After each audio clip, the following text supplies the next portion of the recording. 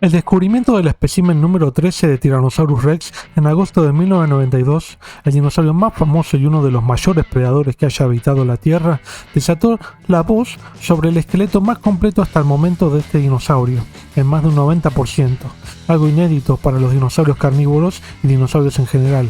Por lo tanto, representaba una importante adición de conocimiento paleontológico.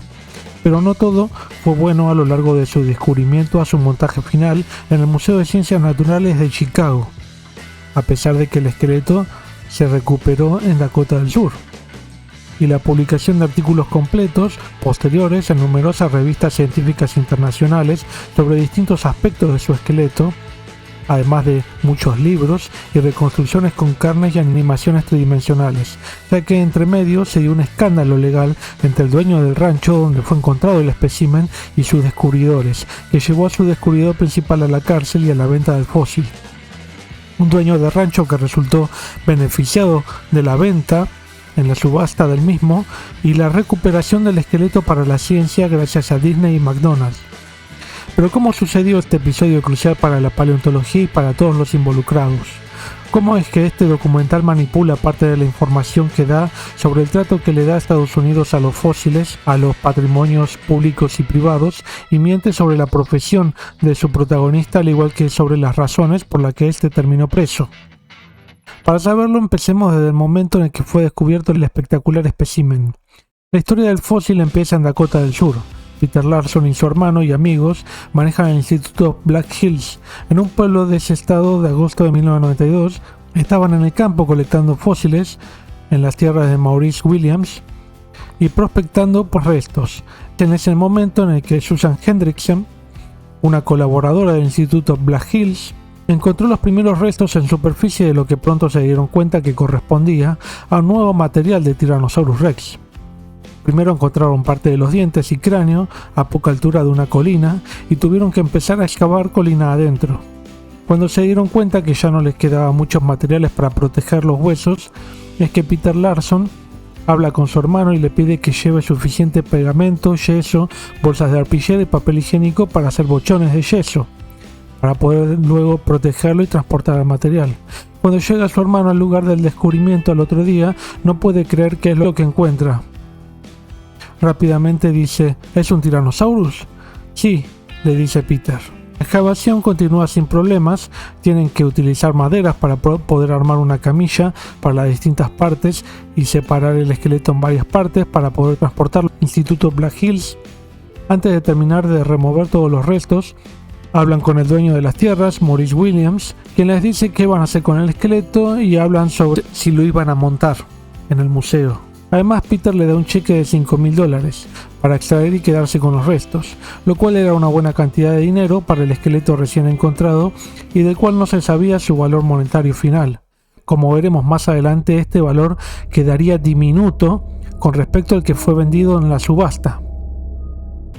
Luego de completar las tareas de remoción de los materiales de los niveles portadores, los llevaron al Instituto Black Hills para comenzar con su preparación, tanto con diversos tipos de puntas, martillos neumáticos, serruchos para abrir el bochón al principio, etc. El espécimen fue llamado Sue en honor a su descubridora Susan Hendrickson. A pesar de tener este apodo femenino, no se sabe en la actualidad si era macho o hembra este espécimen. No hay dimorfismo encontrado en esta especie. 2 años después, aún no estaban preparados los materiales. El cráneo básicamente estaba bastante bien preservado, un poco deformado, por arriba un poco aplastado, y habían separado el cráneo de la cadera que estaban unidas por sedimento fino. Pero pronto se toparon con algo inesperado. ¿Qué podía ser? Los federales, que tocaban a las puertas. Fueron al Instituto Black Hills para incautar los materiales. Duró 3 días para hacerlo, para completar esta tarea. ¿Pero a qué se debió esta incautación? Bueno, esto fue porque las tierras de donde fueron extraídos los fósiles correspondían a tierras federales correspondientes a los pueblos indígenas de los Sioux. Maurice, que era perteneciente a ese grupo de Sioux, no tenía autorización para vender estos fósiles. O sea, Maurice mismo tenía que pedirle permiso a la reservación de Sioux, a la cual pertenecía la tierra, para extraer cualquier tipo de cosa o traer cualquier tipo de cosa a los terrenos estos, y Peter Larson no tenía permisos para extraerlo, por lo que, al ser tierras federales, tuvieron que incautárselos. Los poseedores de las tierras lo denunciaron. Mientras la incautación tenía lugar, además de la indignación de Peter Larson, los pobladores alrededor del instituto se manifestaron con carteles contra los militares que fueron en gran número a proceder con este decomiso. Aunque es cierto que los pueblerinos perdieron la oportunidad de poder tener el esqueleto disponible para que todos lo vieran allí, al no tener autorización para extraer los fósiles y ser tierras federales, las autoridades están obligadas a actuar. El responsable del problema fue Larson, por no pedir los permisos y no saber a quién pertenecían en realidad esas tierras, a quién había que pedirle permisos.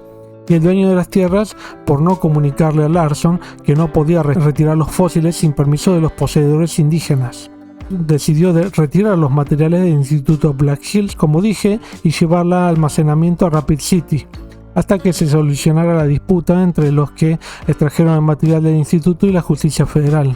Entre tanto, los pueblerinos hicieron todo tipo de manifestaciones para que devuelvan el esqueleto de Tyrannosaurus al Instituto Black Hills. Pero todas estas manifestaciones fueron completamente en vano.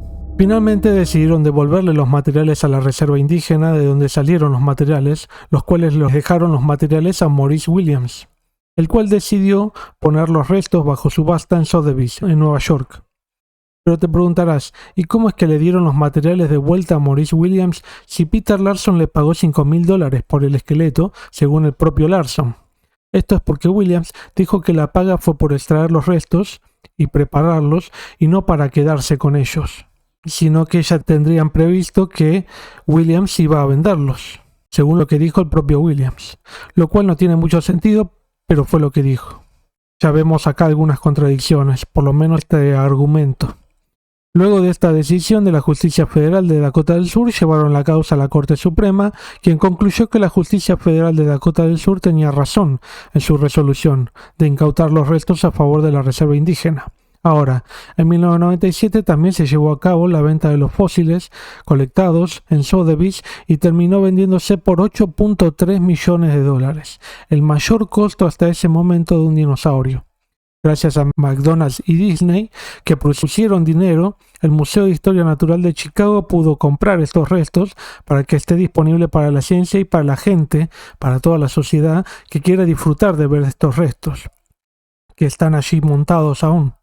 Y los materiales están obviamente en la sección de las colecciones del museo, aunque lo que exhiben en realidad es una réplica del esqueleto, el cual, el día en el que fue presentado en Chicago en el año 2000, su descubridor inicial, Peter Larson, no fue invitado, pero Susan Hendrickson sí lo fue, por lo que Peter fue finalmente invitado por Susan como acompañante de ella. Bueno, esto sería el final de la historia relacionada con los restos de Tyrannosaurus hasta llegar al Museo de Chicago, donde sus restos terminaron de ser preparados por 2 años más, ya que a pesar de que el cráneo ya había sido preparado parcialmente, por lo menos en el Instituto Black Hills, el postcráneo no lo fue, por lo que llevó mucho tiempo tenerlo disponible para estudiar por completo y hacer la réplica. En 2003, el paleontólogo de Brochu llevó a cabo el estudio del esqueleto completo de Shu en un análisis osteológico detallado. También se estudió la posibilidad de que la mandíbula tuviera evidencia de enfermedades de hueso asociada a la enfermedad microbiana de aves por parte de Wolf y colaboradores en 2009, la triquinosis, otro sobre osteomielitis en la fíbula y una vértebra caudal por Ham y colaboradores en 2020. Estas dos son evidentemente hipótesis, ya que tratan de probar estas enfermedades con evidencia comparativa con las mismas en animales actuales, pero pueden haber otras evidencias que sean contradictorias, que no se expliquen por completo por lo menos. También sus restos son continuamente estudiados cuando hay que analizar las poblaciones de Tyrannosaurus, como en el estudio de la densidad poblacional de Tyrannosaurus durante todo el Cretácico, o durante el análisis de las 3 especies de Tyrannosaurus propuestas por el paleoartista y aficionado a la paleontología Gregory Paul y colaboradores en 2022. El reanálisis de esta propuesta, rechazando la propuesta de las nuevas especies de Tyrannosaurus imperator y Tyrannosaurus regina, fue realizada por el paleontólogo especializado Thomas Carr y colaboradores, al igual que un análisis sobre la ontogenia de Tyrannosaurus para comprobar que Nanotyrannus no es una especie válida. Todo esto se hizo utilizando los materiales de Su como materiales comparativos. Si no estuviera el material de Su, no lo hubieran podido hacer, incluyendo a Su como material comparativo, ¿no? Malone y Hone en 2024 también hicieron una reestimación de tamaño corporal al que pudo haber llegado a un 70% más que el de los esqueletos encontrados hasta ahora, según sus estimaciones, o sea, unos 20 metros de largo o más, pero hay que ver si alguna vez se encuentra un Tyrannosaurus tan grande. Y en 2019 Parsons y colaboradores analizaron otro de los esqueletos de Tyrannosaurus llamado Scotty y encontraron que sería más grande que Su. Sería el único encontrado que supera en tamaño a la encontrada por Susan Hendrickson y Peter Larson. También Bo Abdellah y colaboradores en 2022 hicieron un análisis del sistema neurovascular de Tyrannosaurus, del espécimen Su, y su estudio permite compararlo con el de otros terópodos, uno de los pocos cráneos de terópodos tan bien preservados y que brindan detalles hasta su irrigación vascular y nervios mediante una tomografía computada de mucho detalle. Pero esta no es toda la historia, ya que, como dije al principio, el descubridor Peter Larson y su hermano, entre otros, fueron encontrados culpables de varios delitos posteriormente al caso de Su, y durante el mismo estaban siendo investigados. O sea, durante la misma incautación de los materiales de Su ya estaban siendo investigados. La acusación principal fue la manipulación indebida, por así decirlo, estamos en YouTube, trataré de explicarlo bien, de fósiles. Algunos de estos restos no eran de Estados Unidos, sino de Perú, los demás sí lo eran, o sea, eran de Estados Unidos, y fueron extraídos en tierras públicas.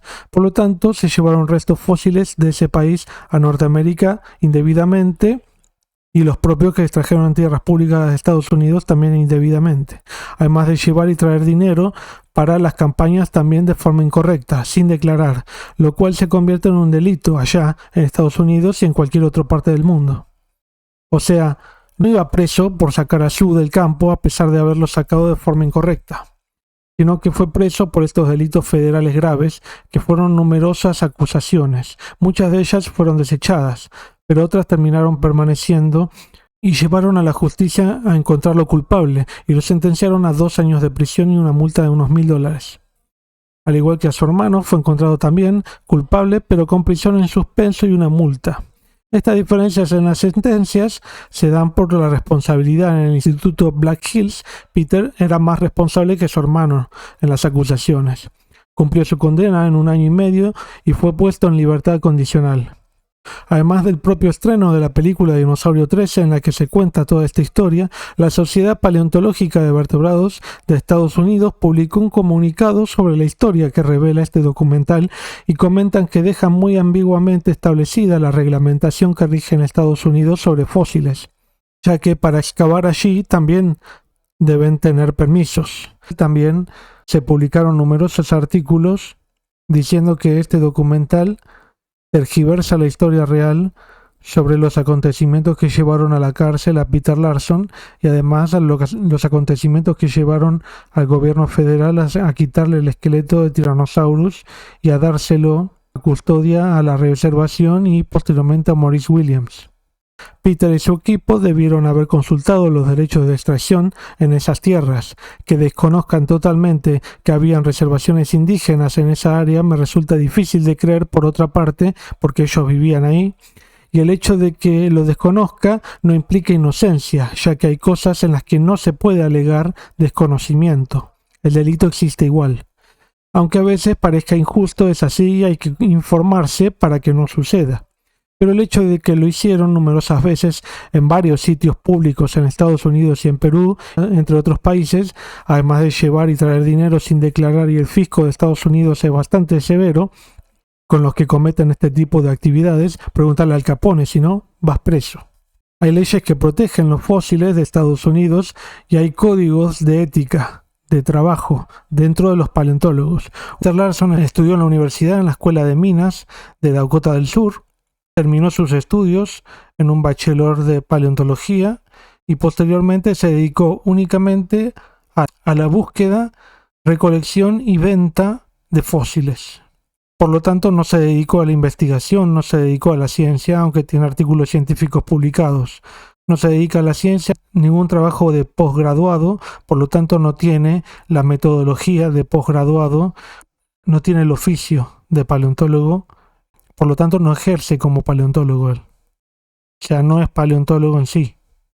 Peter Larson y su equipo en el campo, mientras estaban excavando en el esqueleto, lo que sí hicieron fue un esquema de la ubicación de cada hueso, articulado y desarticulado en la propia capa en el sitio, por lo tanto permitiendo hacer algún tipo de estudio tafonómico sobre la organización de esos huesos, por qué estaban de esta forma, y además, bueno, también evidentemente como con coordenadas y la inclinación del estrato y el rumbo del estrato, que es algo que se usa en geología y sirve para definir factores de la posición, la orientación, por ejemplo, medir la inclinación, el rumbo de distintos huesos con respecto a la capa para ver si guarda alguna relación con el evento de sepultamiento, cuál pudo haber sido en sí las causas, las circunstancias del enterramiento.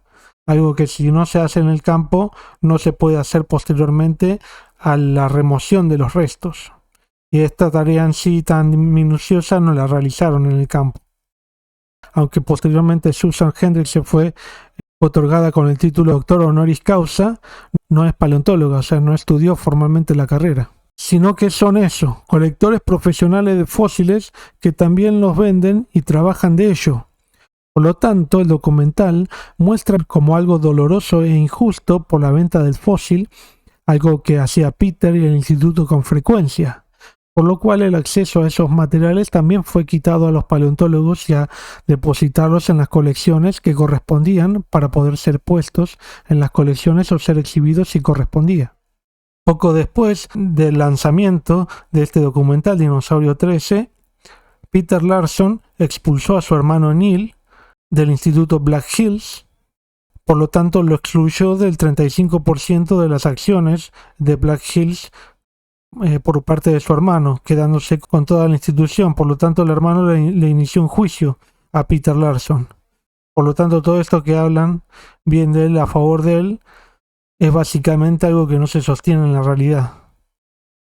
En el caso descrito a lo largo del video, vimos el mal actuar de un coleccionista que tal vez tenía buenas intenciones, es decir, preparar y exhibir el esqueleto en su pueblo para la gente, pero esto no se va a ver nunca. Lo que prevaleció fue la ley federal sobre los terrenos públicos. No se puede hacer lo que se quiere con los fósiles. Estos no son de los descubridores ni de los paleontólogos, son de las instituciones en las que terminan formando parte, en donde hay personal capacitado para cuidarlos y exhibirlos, si es posible, dependiendo del estado de los fósiles y de las capacidades de la institución en hacerlo, o sea, que tenga capacidad para exhibirlos y lugar, etcétera. Los materiales siempre están disponibles para ser vistos por distintos profesionales a lo largo del mundo para estudiar. Es la única forma en la que puedes perdurar nuestro patrimonio. Sin embargo, en este caso, por ejemplo, de Tyrannosaurus Zoo, quedó a la vista que al excavar un esqueleto en una estancia, en un terreno particular de un privado, el esqueleto es propiedad de ese privado. O sea, el esqueleto es propiedad primero del estado de la reservación, que decide si se lo dejaba o no a Maurice Williams.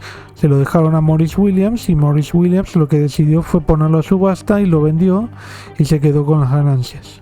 Lamentablemente, como sabemos, hay un mercado que en Estados Unidos vende estos materiales sin declarar ni rendir cuentas a la justicia, pero siempre se descubre a alguien que lo hace. Lo mismo que hay muchos profesionales que se dedican a extraer fósiles y venderlos sin declarar nada ni tener permisos de extracción, lo cual puede hacerlos caer ante la justicia tanto en Estados Unidos como en Argentina. Porque a pesar de que no hay leyes para proteger los fósiles en sí, en Estados Unidos sí las hay para proteger las propiedades públicas y privadas y las declaraciones de movimiento de dinero y demás actividades que tienen su propia regulación asociada a este movimiento de los fósiles, ¿no? Se mueven los fósiles, entonces estás trabajando en tierras públicas o privadas que tienen que tener su regulación, al igual que la regulación en entrar y sacar tanto dinero como otros tipos de propiedades.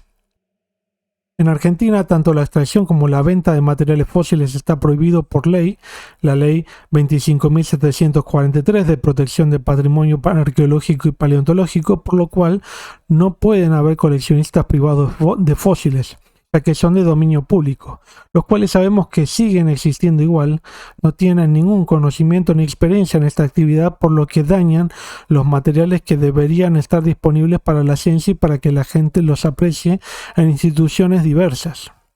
O sea, además de la ley que regula que la gente no se meta en propiedades privadas o en tierras públicas, que haga actividades que no corresponden en tierras públicas y además que no entre y salga dinero.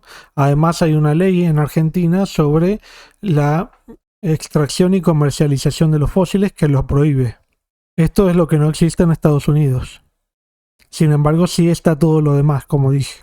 A pesar de esto, algunas publicaciones posteriores sobre este esqueleto en uno de los libros indicaron que el cuerpo de Tyrannosaurus fue dispersado ligeramente por un cuerpo de agua que circuló por ahí, desarticulando algunas partes y removiéndolas, pero muy cercanas al esqueleto en sí. O sea, todo dentro de un espacio limitado, por lo tanto pertenecen al mismo espécimen y fue transportado ahí dentro del mismo espacio.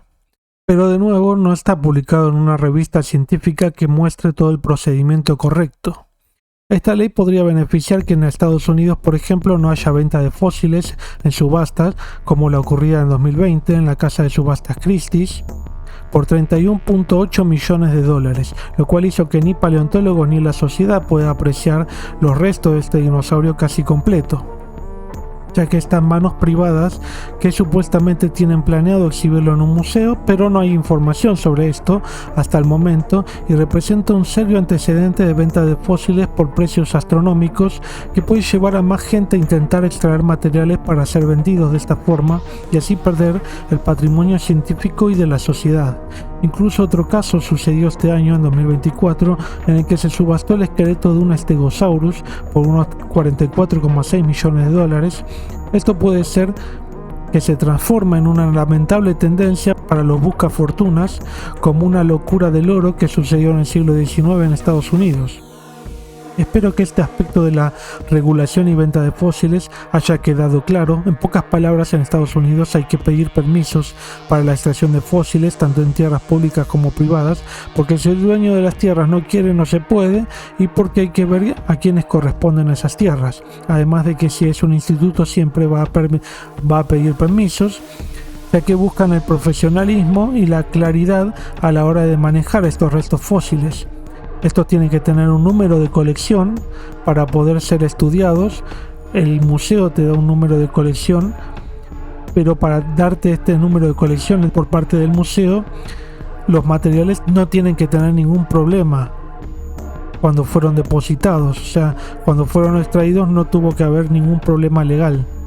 Tiene que estar todo bien declarado, bien profesionalizado, ya que con esto es lo que un científico trabaja y no cobra por vender los restos, sino que son pagados por la institución, o sea, el Estado paga por el trabajo desde la extracción a la publicación de un trabajo científico, que es la finalidad final, valga la redundancia, del trabajo paleontológico.